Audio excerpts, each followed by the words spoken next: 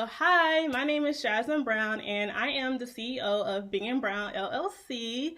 And Bing and Brown is not just a cosmetic company, it is a brand that I created to bring forth awareness for mental health, black mobility, and beauty influencers. So, first things first, I wanted to welcome y'all to the first episode of Let's Talk Mental Health. Woo!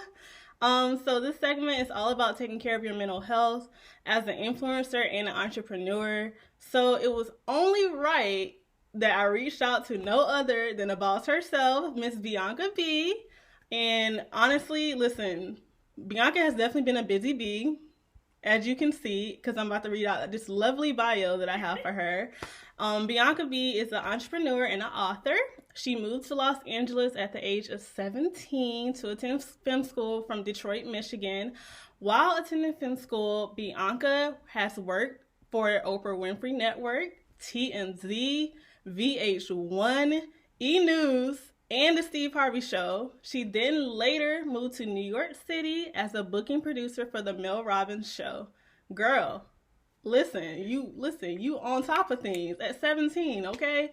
At 19, Bianca B created her own talk show showcasing young entrepreneurs and interviewing a wide range of celebrities. In addition to her television hosting experience, Bianca launched her nonprofit organization, the Bianca B Foundation, just at 20 years old. The foundation is to provide at-risk youth and young women opportunities for life advancement. A year later, she became a self-published author, releasing her first book titled The 20s Chronicles. She later released her second self-published book, Plot, Plan, and Slay. Period. After serving her purpose in filmmaking, Bianca B has always had a passion for beauty and always finding beauty in women. Bianca B is now the founder of BFF Cosmetics Company. The Detroit native and founder is all about empowering millennials and creating change in a digital media world. This busy bee has made appearances on the Steve Harvey Show and has collaborated with brands such as Galore, Rolling Out, Ipsy, Fenty Beauty, Who Say, and much more. Miss B has even received the Young Entrepreneur Award from the Small Marketing Business Association. So I want to welcome Miss Bianca B. Girl, listen, the resume is long. Listen, the resume is long, and they needed to know every single last one. We love to see it, like, for real. That's amazing. So I do want to go ahead and get started out with the question. Now, you got really busy at a young age. You were about your business, and was it hard to find peers like with the same mindset as you at such an age? And how did you like go about navigating that? Yeah, so when I was 17 and I moved to LA, I was freshly new. I had no friends or family here, so I literally had to start over. And prior to that, I had always been around people much older than me before I moved to LA, so I matured very quickly. So I always knew going to LA, like, A, it's expensive, B, have a goal, and like just meet as many people as possible to get your name out there and to just, at the time I wanted to be famous. Yeah. But over time, like I've grown to meet a lot of people. So to answer your question, I started hanging around like-minded people and had mentors and had people in my life who inspired me, including family and friends. So yeah, I had a good niche of people who supported me. And then online, too, you build a family. Like, yes. Online people become your family. So for me, like, my peers, my family, my friends on social media really truly inspired me. Right. And I can see what you're saying, because it is really about who you put yourself around. You are who you hang around. That quote is real and sincere. I truly believe that is, like, really a real thing, because like whoever you set yourself up to be around, 9 times out of 10 that's going to be your mindset. I always try to strive to hang around people that either have a further mindset than me or somewhere where I want to go. So that's always a good thing. Yes. So also, speaking of like you being a busy bee, I know as an entrepreneur it's honestly kind of hard not to be in social media. So how did you go about finding a balance while still taking care of your mental health? Oh, wow. That's a really great question, because I think during this time, specifically, especially 2020, a lot of people were like social media was becoming very overwhelming for a lot of people. And for me, like being a business owner, at the end of the day, this is how I make my money. So I always try to think of social media as a business at the end of the day. And you're going to have sick days. Right. I call them sick days. When yeah. you just like want to take a week break, a vacation, and mentally get away from it. I also believe in like not really being on there just post and go. I think a lot of people think that I spend so much time on social media, but I actually really don't. I'm a YouTube person. I'm not an Instagram person. So I like to just post and go, and like I'll interact within the first hour or two.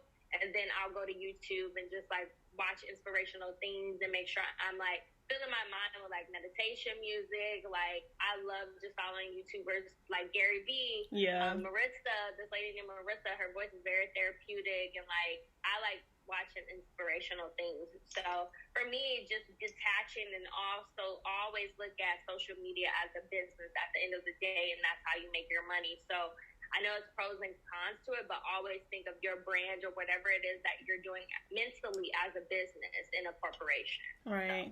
So, and that is very important. That's something I'm going to have to take note of myself because, listen, trying to find a balance can be really hard, especially right now during COVID when you're thinking like, okay, the only way to really interact with people is through social media. So like you said, it is really good to have some type of balance.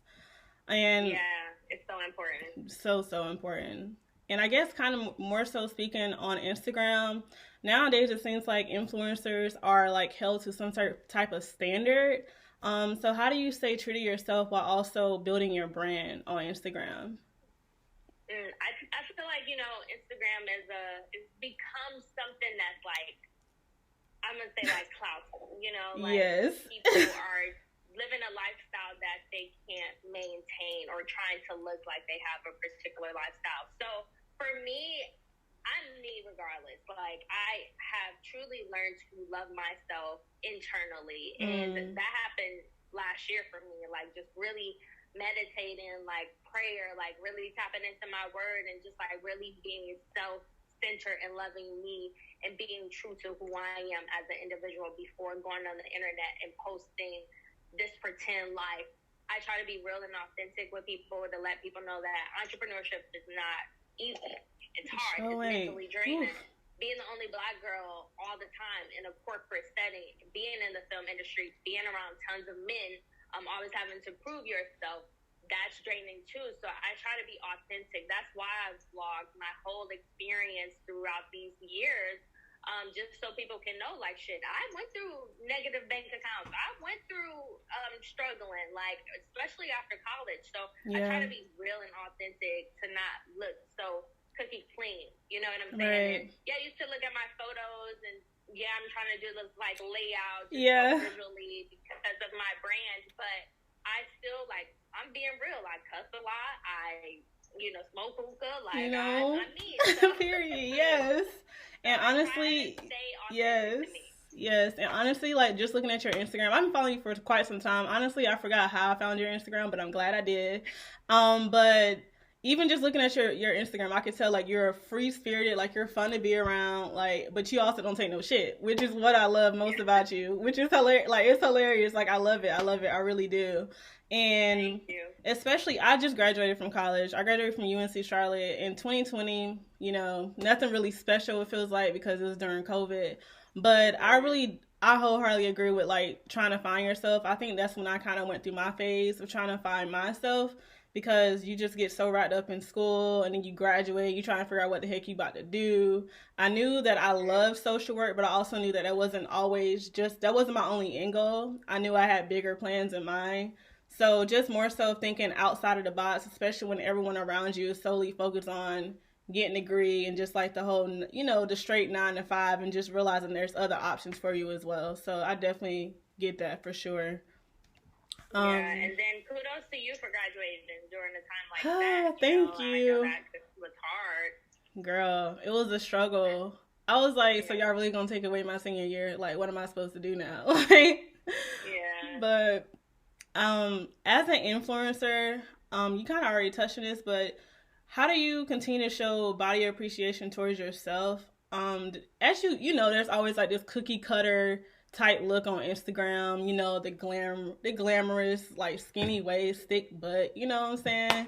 Out here looking like little Coke bottles, I don't know. But what advice would you give to someone that's on Instagram, especially like as a young girl that's seeing this being portrayed and they're growing up in this type of where social media is like the thing that we always go to? What advice would you give them? Mm-hmm. Um, being a good girl is, as you seem like a good girl. Being a good girl is hard because you have standards and you have your self respect. And so my advice to young girls, I couldn't imagine I grew up in a time where it was like we had like regular life and then social media started, forming. But my advice is that follow women of inspiration. Follow women who have made a purpose and not based upon who they dated or how they look. That is very key. And I even have to tell myself that, like, shoot, I should have just been a bad bitch and just went on. Period, and ran up the check. Got work done. Okay. At the end of the day, your morals and self-respect is so important. And you can't get rid of a whole thing. I'm going to just be real. You can. Like, you may think that is a nice lifestyle, but 10 years later, 15 years later from now, you're going to look back and be like, why did I do that to myself? Why did I degrade myself as a woman? So my advice to young girls is it's okay to be a good girl. Yeah. It's okay. Period. It is and okay. Do it the right way. Yes. It's okay. It may take you longer, but it's okay. Yeah. You'll get there. Yeah. I agree. I always was categorized as a good girl. As you can see, like, that's literally always been my thing. So, like, when you see on social media, everybody just showing their ass, like, just the same thing you usually see on social media, especially on Shade Room. It was kind of hard for me to be like, okay, like, do I want to go down that road or do I want to stay true to myself? You know what I'm saying? Yeah. Do I want to run up a chick or do I want to, like, But, yeah. So this is a statement I was talking to about one of my friends the other day. We was talking about how money can't buy happiness. And how do you feel about that statement? Like, do you think money can buy happiness? Like, truly, honestly, do you think money can buy happiness? I believe just like being around people with money. I feel as though it helps a lot. Okay. I'm not going to sit up here. I mean, everyone's end goal is to create generational wealth for their family. That's the end goal. So money does, in my opinion, buy happiness, but it's not everything. Like, when you make a certain amount of money, you're always going to want more.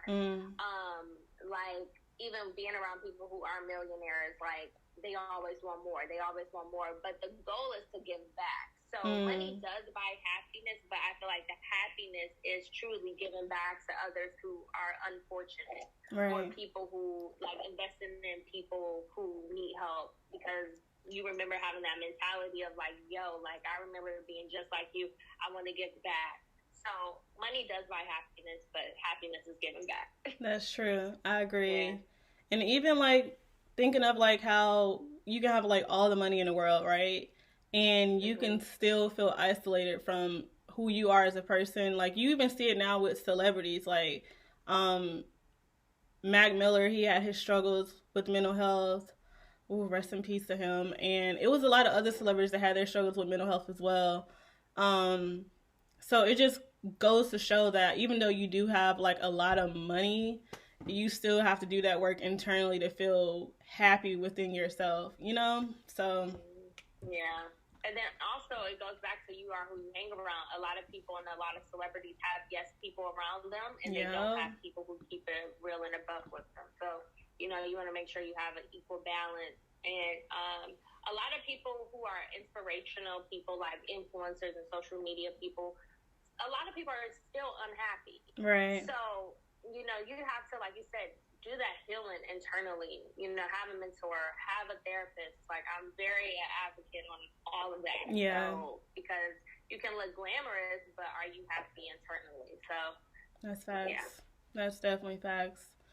All right. So, what is a normal day for you? Like, what's a routine that you follow on your days when you really got to get shit done? Like, what you doing? Like, what time you waking up? What are you doing?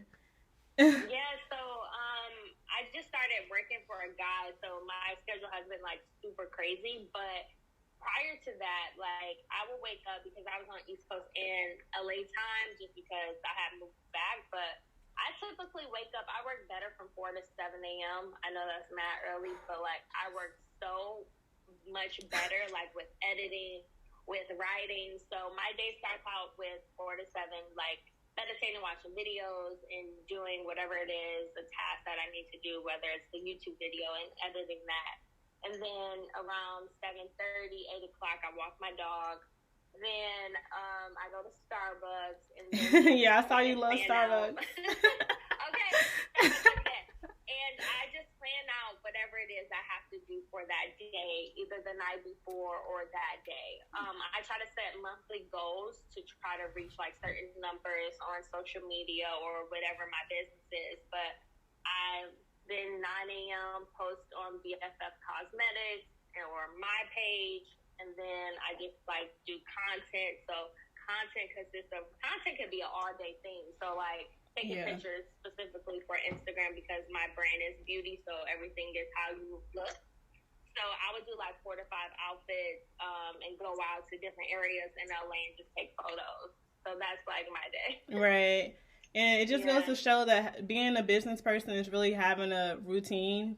That's something that I've been trying to get like in my head implanted. Because like some days I wake up like, you know what? I had a routine, but you know, today I'm just not, I'm not with it.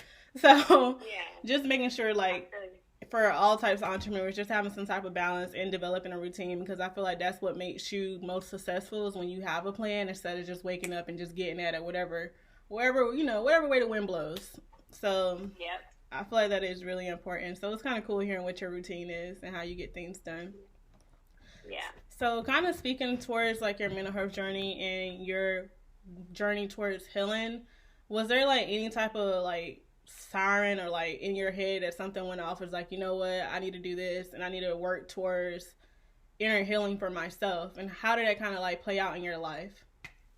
Yeah, so I just think of like life-changing moments. So after college, in 2015, I graduated. My last internship was TMZ. And I remember after college, things getting so real. I was like, oh my God, I have bills. I have responsibility. What am I going to do? So 2015 to 2017 was like ups and downs financially for me, mentally, just like, oh my God, what am I supposed to do? Like, this is so hard. And LA, it's not a cheap place.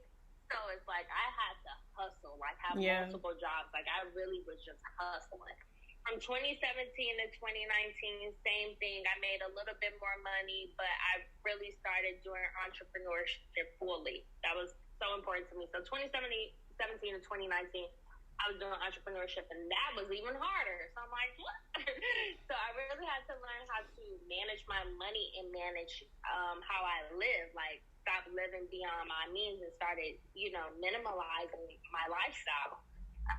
That's like not going out as much, not spending so much money on here and there, going out with people all the time. So I had to really learn budgeting. And you learn that a little bit after college. I feel like society, especially in our community, don't really teach us about money management.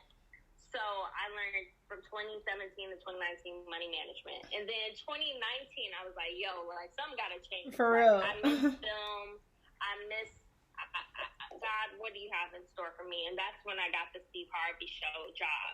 And when I worked there, that's when I realized I loved film still. I think I got to a place those 4 years very discouraged with the industry and entertainment because it was hard. It was hard to maintain a job after college.